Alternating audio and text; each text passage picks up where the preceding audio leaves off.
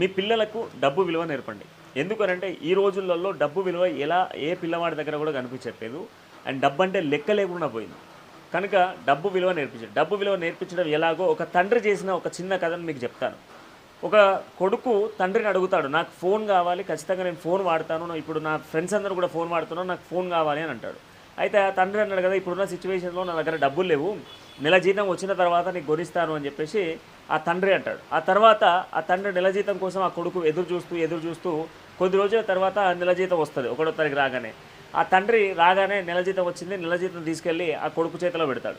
పెట్టి సరే నీ ఫోన్ కొనుక్కో అని చెప్పేసి అంటాడు. కానీ ఒక్క సెకండ్, మన ఇంట్లో ఉన్నటువంటి ఖర్చులు ఉన్నాయి కదా, ఆ ఖర్చులన్నీ అయిపోయిన తర్వాత నువ్వు ఫోన్ కొనుక్కో అని చెప్తాడు.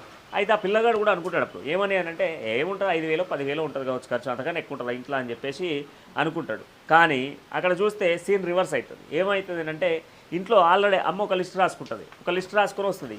ఇందులో house bill 10,000, current bill 2,000, water bill 1,000, ఇట్లా కిరాణం స్టోర్ 3,000, ఇట్లా అన్నీ తీసుకొస్తే చివరగా ఆ తండ్రి ఇచ్చిన 30,000 రూపాయలలో 3,000 రూపాయలు మాత్రమే ఆ కొడుకు చేతిలో ఉంటాయి.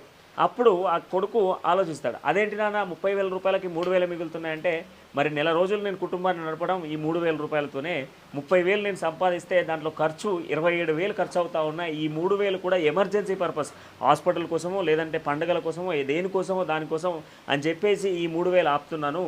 ఇన్ కేస్ ఏమైనా పండుగలు వచ్చినా కూడా నీకు బట్టలు కొనిస్తున్నానే, కొత్త బట్టలు కొత్త చెప్పులు, ఆ కొత్త బట్టలు కొత్త చెప్పులు కూడా నేను వేరే వాళ్ళ దగ్గర అప్పు చేసి నీకు కొనిపిస్తున్నాను అని చెప్పేసి ఆ తండ్రి చెప్తే, అప్పటి వరకు రోజు 100 రూపాయలు 50 రూపాయలు పాకెట్ మనీ తీసుకునే ఆ కొడుకు ఆ తర్వాత కేవలం 10 రూపాయలు 20 రూపాయలు మాత్రమే, అది కూడా చేతి ఖర్చుల కోసం తీసుకొని, ఒకవేళ అవసరం ఉంటేనే వాడుకొని ఆ తర్వాత మళ్ళీ తిరిగి తండ్రికే ఇస్తూ ఉన్నాడు.